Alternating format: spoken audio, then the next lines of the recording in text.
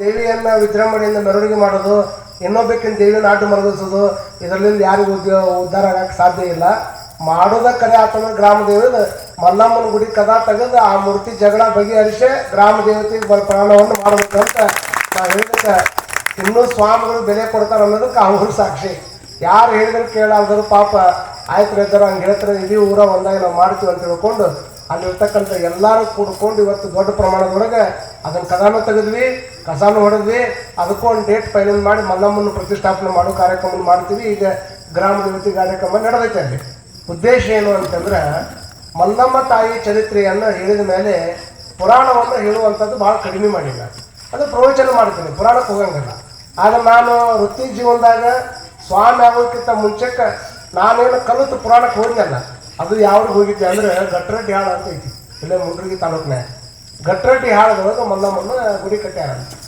ನಾವು ಹೋದ ದಿವಸನ ಆ ಊರಾಗ ಒಂದು ಕೊಲೆ ಆಯಿತು. ಆ ಊರಾಗ ಒಂದು ಕೊಲೆ ಆಗಿಬಿಡ್ತು. ನಾನು ಹೋಗಿದ್ದು ಫಸ್ಟ್ ಅಲ್ಲಿ. ಆ ಊರಾಗ ಕೊಲೆ ಆಗಿಬಿಟ್ಟೈತಿ. ಅವ್ರ ಊರಾಗ ಅನ್ನಕತ್ತರು ಇನ್ನೇನು 2 ದಿವಸ ನಮ್ಮ ಊರಾಗ ಪುರಾಣ ಬಿಡ್ರಿ ಅಂದ್ರೆ ಅವರು. ನಾ ಅಂದೆ, ನೀವು ಯಾರು ಬರಲಿಲ್ಲ ಅಂದ್ರೆ ನಾನು ಹೋಗಂಗಲ್ಪ ಹೇಳಕ್ಕಂತ ಬಂದ್ಬಿಟ್ಟಿನಿ.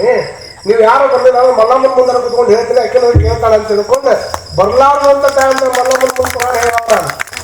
ಆ ಒಂದು ಉದ್ದೇಶಕ್ಕೆ ಮಲ್ಲಮ್ಮನ ಗುಡಿದಂತ ಹಿರಿಯರು ಬಂದು ಹೇಳಿದ ಕೂಡಲೇ ಭಾಳ ಪ್ರೀತಿಯಿಂದ ಹತ್ತರ ಆಗಲಿಪ್ಪ ಎಷ್ಟರ ಮಂದಿಯಲ್ಲಿ ಆವತ್ತು ಬರ್ಲಾರ್ದಾಗನ ಅಲ್ಲಿ ಮುಂದೆ ಹೇಳಿ ಬಂದಿನಂತ ಇವತ್ತು ಯಾರು ವಿದ್ಯಾರ್ಥರಂತ ನಿಮ್ಮ ಊರಾಗ ಬಂದು ಹೇಳುವಂಥ ಪ್ರಯತ್ನವನ್ನು ಮಾಡ್ತಾ ಇದ್ದೇನೆ. ನೋಡ್ರಿ, ಜಗತ್ತಿನೊಳಗೆ ಭಾಳ ಮಂದಿ ದಾರ್ಶನಿಕರು ಹುಟ್ಟು ಹೋಗ್ಯಾರ. ಎಷ್ಟು ಮಂದಿ ಹುಟ್ಟ್ಯಾರ ಯಾರಿಗಾರ ಪರಿಚಯ ಅದಾರ ನಿಮ್ಗೆ? ನೀವು ಇಷ್ಟಕೊಂಡ ಮಂದಿ ಸೆಲ್ಯೂಡಿಯವ್ರು ಕೊಡ್ತಿರಲ್ಲ. ಈಗ ಭಾಳ ಅಂದ್ರೆ ನಿಮ್ಮ ಓಣೆನವ್ರಿಗೆ ಪರಿಚಯ ಇದ್ದೀರಿ, ಭಾಳ ಅಂದ್ರೆ ನಿಮ್ಮ ಊರನವ್ರು ಪರಿಚಯ ಇದ್ದೀರಿ. ಇಡೀ ಊರ ಪರಿಚಯ ಇದ್ದೀರಿ ನೀವು. ಎಷ್ಟೋ ಮಂದಿ ಸಣ್ಣ ಹುಡುಗರು ಗೊತ್ತಾಗೋದಿಲ್ಲ. ನೀವು ಯಾರು ಅವ್ರಿಗೆ ಗೊತ್ತಾಗೋದಿಲ್ಲ, ದೊಡ್ಡ ದೊಡ್ಡರು ಗೊತ್ತಾಗತ್ತೆ. ಇಲ್ಲಿದ್ದವ್ರಿಗೆ ನೀವು ಯಾರು ಭಾಳ ಮಂದಿ ಪರಿಚಯ ಇಲ್ಲ.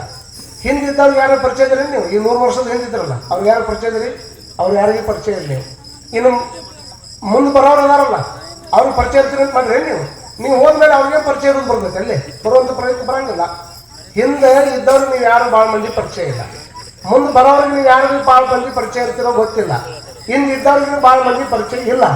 ಆದ್ರೆ ಹಿಂದೆ ಇದ್ದವ್ರಿಗೆ, ಹಿಂದೆ ಇರೋರಿಗೆ, ಮುಂದೆ ಬರೋರಿಗೆ ಯಾರಾದ್ರೂ ಈ ಭೂಮಿ ಮೇಲೆ ಪರಿಚಯ ಇರ್ತಾರೆ ಅಂದರೆ ಶಿವಶರಣೆ ಹೇಗೆ ಮಲ್ಲಮ್ಮ ಅನ್ನುವಂಥದ್ದನ್ನು ಅರ್ಥ ಮಾಡ್ಕೊಳ್ಬೇಕು. ಮಲ್ಲಮ್ಮ ತಾಯಿ ಭಕ್ತಿ ಅಂತ ಅರ್ಥ. ಈ ಭಕ್ತಿ ಅಂದ್ರೆ ಭಾಳ ಮಂದಿ ಏನು ಮಾಡ್ಯಾರ, ಸುಮ್ಮನೆ ಬರೋದಪ್ಪ ಯಾರು ಉದನ್ ಕಟ್ಟಿ ಹಿಡ್ಕೊಳ್ಳೋದು, ಹತ್ತಿ ಕಟ್ಟಿಗೆ ಅಂತ ಯಾರು ಊರು ಬತ್ತಿ ಹಿಡ್ಕೊಂಡು 6 ಮಠ ಬೆಳೀತೆ ಅದನ್ನು ಕೊಡು ಇದನ್ನು ಕೊಡು, ಹಂಗೆ ಕೊಡು ಹಿಂಗೆ ಕೊಡು. ಮತ್ತು ಇನ್ನೂ ಕೆಲವು ಮಂದಿ ಭಕ್ತಿ ಏನಂತ ತಿಳ್ಕೊಂಡಾರಂತಂದ್ರೆ ಇಡೀ ವಾರಗಟ್ಟಲೆ ಕಾಯಿ ಮನೆಗೆ ಇಟ್ಕೊಂಡು ಶನಿವಾರಕ್ಕೊಂದೇ ಹನುಮಪ್ಪ ಓಡಿಸೋದು ಭಕ್ತಿ ಅಂತ ತಿಳ್ಕೊಂಡ್ರು ಮಂದಿ. ಯಾಕೆ ಶನಿವಾರಕ್ಕೊಂದೇ ಕಾಯಿ ಓಡಿಸೋ ಉದ್ದೇಶ ಯಾಕೆ ಬಂತಂತಂದ್ರೆ ಹನುಮಪ್ಪ ಕಾಯಿ ಓಡಿಸಿದ್ರೆ 5 ಮನೆಯಾಗ ಇರ್ತೀವಿ, ಚಟ್ನಿ ಮಾಡ್ಕೊಂಡು ತಿನ್ನಕ್ಕೆ ಬರ್ತದೆ ಅಂತ. ಎಲ್ಲಾದ್ರೂ ಅದನ್ನು ಸ್ವಾರ್ಥ ಇಟ್ಕೊಂಡನ ಭಕ್ತಿ ಮಾಡಕತ್ತಾರೆ, ಹೊರತಾಗಿ ಅದಕ್ಕೆ ಭಕ್ತಿ ಅನ್ನಂಗಿಲ್ಲ. ಇನ್ನು ಕೆಲವು ಮಂದಿ ಅಂತ ಭಕ್ತಿ ಮಾಡಕತ್ತರು, ಅವ್ರು ಇವರು ಕಂಪೌಂಡ್ನ್ಯಾಗ ಅವ್ರು ಇವರು ಹೇಳೋಕ್ಕಿಂತ ಮುಂಚೆಕ್ಕೆ ಬ್ಯಾರ್ಯಾರು ಹೇಳೋದಕ್ಕಿಂತ ಮುಂಚೆಕ್ಕೆ ಸುಮ್ಮನೆ ರೋಡ್ನ್ಯಾಗ ಅಡ್ಡಾಡ್ದಂಗೆ ಮಾಡಿ ಅವರು ಕಂಪೌಂಡ್ನಲ್ಲಿ ಹೂ ತೊಗೊಂಡು ಬಂದು ಮಲ್ಲಮ್ಮ ನೀವು ಏರಿಸ್ತಾರೆ, ಎತ್ತ ಮೇಲೆ ನಿಮಗೆ ಏರಿಸ್ತಾರೆ. ಹೂ ಯಾವ್ಯಾವ ಹರ್ಕೊಂಡು ಹೋಗ್ಯಾವ ಅಂತ ತಿಳ್ಕೊಂಡು ಅಂತ ಭಕ್ತಿ ಮಾಡೋರು ನನಗೆ ಮಂದಿ ಹುಟ್ಟಿದ್ರು. ಆದ್ರೆ ಮಲ್ಲಮ್ಮನ ಭಕ್ತಿ ಅಂತದ್ದಲ್ಲ. ಅಲ್ಲಮ್ಮಂತ ಒಂದು ಎಲೆ ಮಲ್ಲೆ ದುಡು ಮನೆಗೆ ನಡೆದನವ ಕಾಯಕ್ಕೆ, ನಿನ್ನಿಂದ ಕೆಲಸವಾಗುವುದಿಲ್ಲ ಈ ಮನೆಯೊಳಗೆ ಹೇಳ್ತಾಳ ಅವ್ರ ಅತ್ತಿ. ಏನಂತ? ಬರೀ 10 ಹೊತ್ತಿಗೆ ಸ್ನಾನ ಮಾಡೋದು, 10 ಹೊತ್ತಿಗೆ ಲಿಂಗಯ್ಯನ ಪೂಜೆ ಮಾಡೋದು, ಬಂದವ್ರಿಗೆಲ್ಲ ಭಿಕ್ಷಾ ಕೊಟ್ಕೊಂಡು ಕುಂತ್ರೆ ತಂದು ಒಟ್ಟಿ ಏನೋ ಮನ್ಯಾಗ ಕೆಲವು ಮಂದಿ ಮಾತಾಡ್ತಾರೆ. ಹಿಂಗೆ ಹಂಗೆ ಮಲ್ಲಮ್ಮಗೆ ಮಾತಾಡ್ತಿದ್ದ ಅವ್ರ ಅತ್ತಿ. ಯಾರು ಬೇಕಾದ್ರೂ ಬಂದು ಕೂಡಲೇ ಓದೋಕ್ಕೆ ದಾನ ಕೊಡಕ್ಕೆ, ಮತ್ತೊಬ್ಬರು ಯಾರು ಬಂದು ಕೂಡಲೇ ಅಗದಿ ಏನು ಶಿವಪೂಜೆ ಮಾಡ್ಕೊಂಡು ಕುಂದಿರ್ತೀವಿ, ಅವ್ರು ಪಾದದಕ್ಕೆ ತೊಗೊಳಕ್ಕೆ ಹೋಗ್ತಿದ್ವಿ. ಇಂಥ ಎಲ್ಲ ನಮ್ಮ ಮನೆ ನಡೆಯಂಗಿಲ್ಲ. ವಾರಕ್ಕೊಂದು ಸ್ನಾನ ಮಾಡ್ತೀವಿ ನಾವು. ನೀನು ಹಂಗೆ ದಿವಸ ಬಂದವ್ರಿಗೆಲ್ಲ ಕೊಟ್ಕೊಂಡು ಕುಂತ್ರೆ ಮನೆ ಹಾಳಾಗೋದಿತ್ತು. ಅದಕ್ಕೆ ನಿನ್ನಿಂದ ಈ ಮನೆಗೆ ಕೆಲಸ ಆಗಂಗಿಲ್ಲ, ಅಡಿಯಾಗ ದನ ಕಾಯಕ್ಕೆ ಹೋಗಿ ನೀನು ಅಂತ ತಿಳ್ಕೊಂಡು ಸ್ವತಃ ಅತ್ತಿ ಮನೆಯಾಗಿರ್ತಕ್ಕಂಥ ಗಂಡ ಅರೆ ಹುಚ್ಚ ಅದನ್ನುವಂಥ ಒಂದು ಕಾರಣಕ್ಕೆ, ಅರೆ ಹುಚ್ಚದಿಲ್ಲವ ಎಲ್ಲದಕ್ಕಿಂತ ಹುಚ್ಚ ಸ್ಥಾನದಾಗಿದ್ದ. ಯಾರು? ಮಲ್ಲಮ್ಮನ ಗಂಡ. ಹುಚ್ಚಲ್ಲ, ಹುಚ್ಚ ಅಂದ್ರೆ ಹುಚ್ಚ ಮತ್ತು ಹುಚ್ಚ ಎರಡಕ್ಕೂ ಅರ್ಥ ಬೇರೆ ಬೇರೆ ಐತಿ. ಹುಚ್ಚ ಅಂದ್ರೆ ಅಜ್ಞಾನಿ, ಹುಚ್ಚ ಅಂದ್ರೆ ಎಲ್ಲವನ್ನು ತಿಳಿದಾವ ಅಂತ. ಮಲ್ಲಮ್ಮನ ಗಂಡ ಎಲ್ಲವೂ ತಿಳಿದಾವಿದ್ದ, ಅದನ್ನು ಮಾತಾಡ್ತಿರ್ಲಿಲ್ಲ. ಆ ಕಾರಣಕ್ಕೆ ಅಂತ ಇವತ್ತು ನೋಡ್ರಿ, ನಿಮ್ಮ ಊರಾಗ ಎಷ್ಟು ಪ್ರಚಾರ ಮಾಡಿರಿ, ಊರನ್ನ ಮಂದಿ ಅದರಿ, ನಿಮ್ಮ ಓಣ್ಯಾನಾರ ಅದಾರ, ಆದರೂ ಮನೆ ಬಿಟ್ಟು ಹೊರಗೆ ಬರ್ಬೇಕಾದ್ರೆ ರಾತ್ರಿ ಇಟ್ಬಿಡ್ರಿ, ಹೋಗೋಣ ಬೇಡ ಅಂತ ವಿಚಾರ ಮಾಡ್ತಾರೆ. ಆದ್ರೆ ಅವತ್ತಿನ ಕಾಲಕ್ಕೆ ಮಲ್ಲಮ್ಮ ತಾಯಿ ಅಡಿಗೆಯಾಗ ಹೋಗಿ ದನ ಕಾಯ್ಬೇಕಂತ ಅವ್ರ ಅತ್ತಿ ಹೊರಗೆ ಹಾಕಿದ್ರೆ ಅತ್ತಿ ಬಗ್ಗೆ ಒಂದು ಮಾತನ್ನು ಆಡಿಲ್ಲ ಮಲ್ಲಮ್ಮ. ಹೋಗಿ ನಮಸ್ಕಾರ ಮಾಡಿದ್ದು, ನೀ ಹೇಳಿ ಅಂದ್ರೆ ನಾನು ಗೋವುಗಳನ್ನು ಕಾಯ್ತೀನಿ ಅಂತ ಹೇಳ್ಕೊಂಡು. ಯಾವ ಗೋವುಗಳನ್ನು ಕಾಯ್ದು ಕೃಷ್ಣ ಪರಮಾತ್ಮ ದೊಡ್ಡ ವ್ಯಕ್ತಿ ಆಗಿದ್ದ, ಅದೇ ಗೋವುಗಳನ್ನ ಕಾದಿರ್ತಕ್ಕಂಥ ಮಲ್ಲಮ್ಮನ ತಾಯಿ ಶಿವಶರಣೆ ಪಟ್ಟವನ್ನು ಪಡ್ಕೊಂಡ ಅನ್ನುವಂಥದ್ದು ಕೂಡ ಅಷ್ಟೇ ಸತ್ಯ ಅನ್ನುವಂಥದ್ದನ್ನ ಅರ್ಥ ಮಾಡ್ಕೊಂಡು ಅಡವ್ಯಾಗ ಬಂದು ಒಂದು ತೊಟ್ಟಿಯನ್ನು ಮಾಡಿಸ್ಕೊಂಡು ಜನಿಸಿದ್ರು ದನಗಳನ್ನು ಹುಲಿಯ ಬಾಯಿಗೆ ದನಗಳನ್ನು ತಗೊಂಡು ಹುಲಿ ಬಾಯಿಗೆ ಸಿಗಿಸಿದೆ ಅಂತಂದ್ರೆ ಅದ ಹುಲಿ ಬಾಯಿಗೆಲ್ಲ ಕೊಟ್ಟು ನೀನು ಸಾಯಿಸ್ತೇನೆ ಮತ್ತೆ ಇಷ್ಟೆಲ್ಲ ಕಂಡೀಷನ್ ಹೇಳಿ ಕಳಿಸಿದ್ದು ಅವ್ರ ಹತ್ತಿ ಇಷ್ಟೆಲ್ಲ ಹೇಳಿ ಹೋಗುವಂಥ ಟೈಮ್ದೊಳಗೆ ಮಲ್ಲಮ್ಮನ ದೃಢವಾದ ಭಕ್ತಿ ಅಂತಂದ್ರೆ ನಾವೆಲ್ಲ ಚಲೋ ಆಗಿ ಇದಾದ್ಮೇಲೆ ಕೆಲವು ಗುಡಿಗೆ ಬರ್ಬೇಕಾದ್ರೆ ಪಿಕ್ನಿಕ್ ಸೆಂಟರ್ ಅಂತ ತಿಳ್ಕೊಂಡ ಈಗ ಹೆಂಗೆ ಬೇರೆ ಕಡೆ ಪ್ರವಾಸಕ್ಕೆ ಹೋದಾಗ ಹೋಗಿ ಸುಮ್ಮನೆ ಎಲ್ಲ ನೋಡ್ದಂಗೆ ನೋಡಿ ಒಂದು ಫೋಟೋ ಹೊಡ್ಕೊಂಡು ಸ್ಟೇಟಸ್ನಾಗ ಹಾಕಿದ್ರೆ ಅಂದ್ರೆ ದೊಡ್ಡ ಭಕ್ತಪ್ಪ ಅನ್ಕೊಂತ ಹೋಗೋದಿವ್ರು ಕಾಲ ಅಂಥ ಕಾಲಾಗಿದ್ದಿದ್ದೆ ಮಲ್ಲಮ್ಮ ಹೋಗಿ ಅಲ್ಲಿ ಉಟ್ಕೊಳಕ್ಕೆ ಒಂದ ಸೀರೆ 2 ಸೀರೆ ಇರಲಿಲ್ಲ ನಮ್ಮ ಹತ್ರ 100 ಸೀರೆ ಇದಾವೆ ಇನ್ನೊಂದು ಸೀರೆ ಬಗ್ಗೆ ಗಲಾಟೆ ಮಾಡ್ತೀವಿ ನಾವು ಮಲ್ಲಮ್ಮನ ಹತ್ರ ಇರುತ್ತ ಒಂದು ಸೀರೆಯನ್ನ ಕೊಳದಾಗ ಹೋಗಿ ಎಲ್ಲ ಆಕಳುಗಳನ್ನ ಮೇಯಕ್ಕೆ ಬಿಟ್ಟು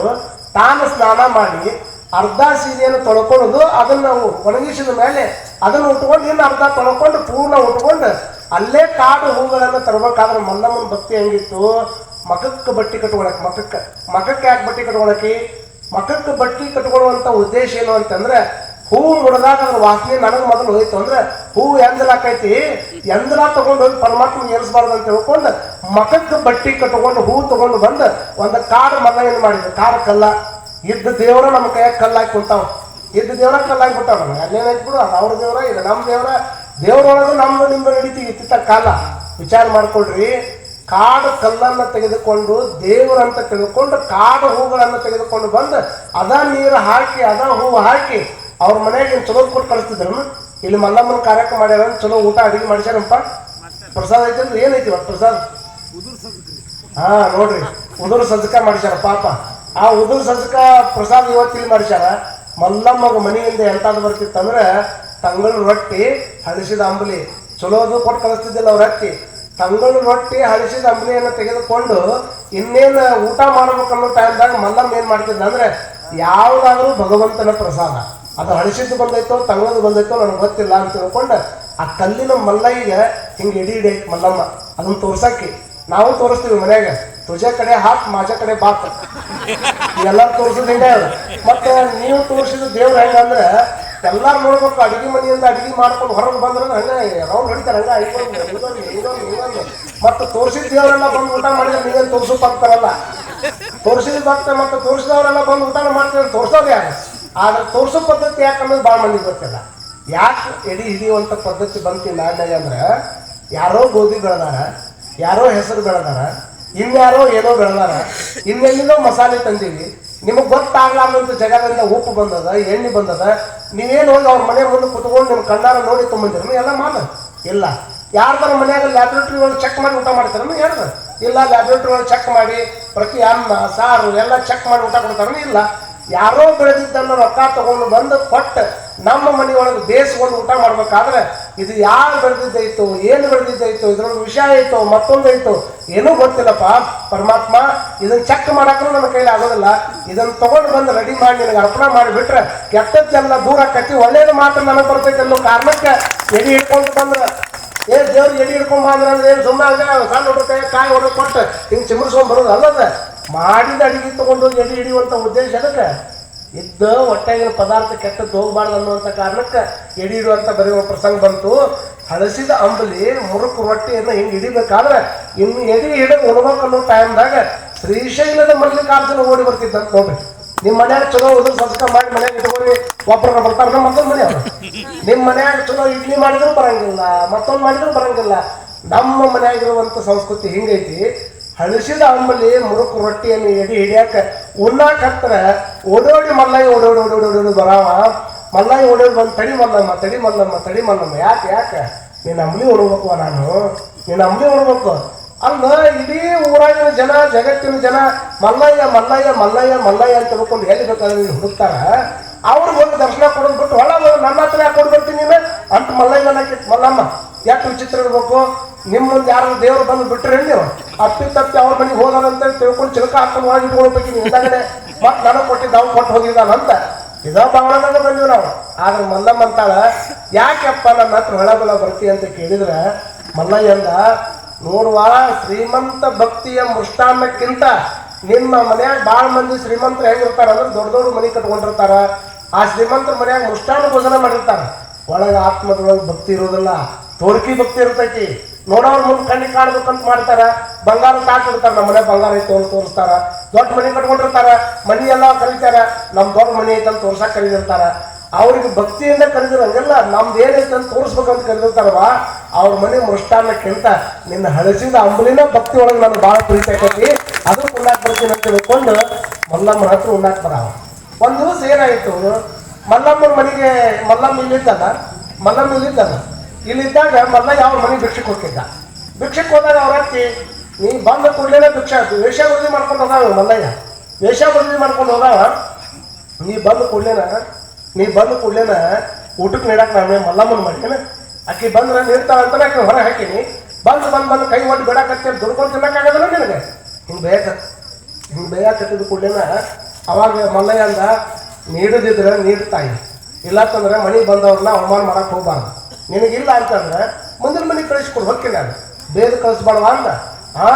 ನೀಡಿಸ್ಕೊಳೋ ನಿನಗೆ ಸೊಕ್ಕರು ಮಕ್ಕಳು ನೀಡವ್ ನನಗೆ ಸೊಕ್ಕಿರಬಾರ್ದು ಅಂತ ತಿಳ್ಕೊಂಡು ಮನೆ ಹೊರಗೆ ಬಂದು ಅವ್ರ ಹತ್ತಿ ಮಲ್ಲಯ್ಯನನ್ನ ಜಂಗಮನ ವಿಷಯ ಬಂದಿದ್ದ ಹಾಕಿ ನಿಂತು ಹಿಂಗೆ ತಳ್ಳಿದ ಕೂಡಲೇನ ಇಷ್ಟು ಶಿಟ್ಟು ಬಂತು ಮಲ್ಲಯ್ಯ.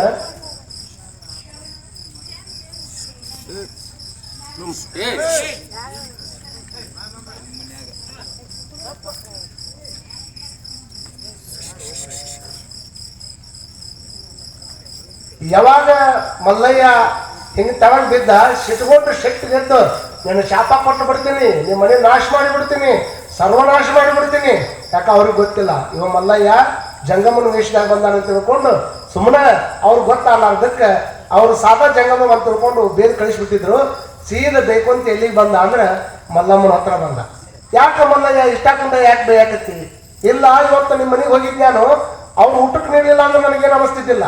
ನನಗೆ ಸಿಕ್ಕಾಪಟ್ಟೆ ಬೇಗ ನಾನು ಹೊರಗೆ ಹಾಕ್ಯಾರ ಅವ್ರಿಗೆ ಶಾಪ ಕೊಡ್ತೀನಿ, ಕಣ್ಣು ಕಾಣಲಾರ್ದಂಗೆ ಮಾಡ್ತೀನಿ, ನಿಮ್ಮ ಅತ್ತಿಗೆ ಅಡ್ಡಾಡಕ್ಕೆ ಬರ್ಲಾರ್ದಂಗೆ ಮಾಡ್ತೀನಿ, ಮತ್ತು ನಿಮ್ಮ ನದಿನೀರಿಗೆ ಕೈ ಮನೆಗೆ ಬರುವಾಗ ಮಾಡ್ತೀನಿ.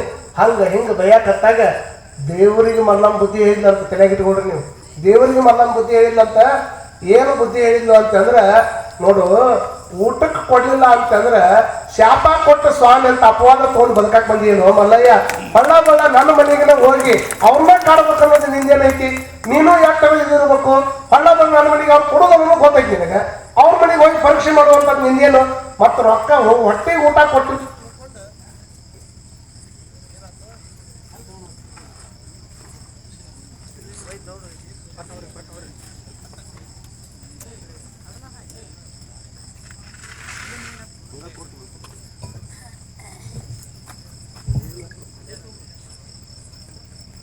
ಪಟ್ನ ಹಾಕಿದಾವ. ನಮ್ದು ಶೆಲ್ ಡೌನ್ ಆಗೈತಿ. ಒಂದು ಕಾರ್ಯಕ್ರಮ ಮುಂಜಾನಿಂದ ಅಡ್ಡಾಡಕತ್ತೀನಿ ನಾನು. ಇನ್ನೂ ಮಧ್ಯಾಹ್ನ ಊಟಿಲ್ಲ ಅಂದ್ರೆ ನಂಬ್ತೀರ ನೀವು? ನಂಬಕ್ಕೆ ಆಗೋದಿಲ್ಲ. ನೀವು ಹೆಂಗೆ ಅಂತ ತಿಂತೀರಿ ನೀವು. ಹಂಗೆ ಅಡ್ಡಾಡದ ಮತ್ತೆ ಅಲ್ಲಿ ಒಂದು ತಾಸು ಮಾತಾಡಿದ್ವಿ. ಮುಂಜಾನಿಂದ 9 ವೇದಿಕೆ ಮಾತಾಡೋದು ಆದರೂ ಇಷ್ಟೊತ್ತಾದ್ರೂ 10 ಗಂಟೆ ಆದ್ರೂ ಕುಂತಿರೋ ಅಂತ ಕಾರಣಕ್ಕೆ ಭಾಳ ಫೋರ್ಸ್ ತೊಗೊಂಡು ಮಾತಾಡಕತ್ತೀನಿ ನಿಮ್ಮನ್ನ. ಮತ್ತೊಂದೇನಿಲ್ಲ, ಲಾಸ್ಟ್ ಒಂದೇ ವಿಚಾರ ಹೇಳ್ತೀನಿ. ನಾವು ಮತ್ತೆ ಮುಂಜಾನೆ ಭಾಳ ದೂರ ಹೋಗಿ ಮತ್ತೆ ಬರಬೇಕು. ವಿಚಾರ ನೋಡ್ರಿ, ಯಾವಾಗ ಮಲ್ಲಯ್ಯ ಬಂದು ಶಾಪ ಕೊಡ್ತೀನಿ ಅಂತ ಹೇಳಿದಾಗ ದೇವರಿಗೆ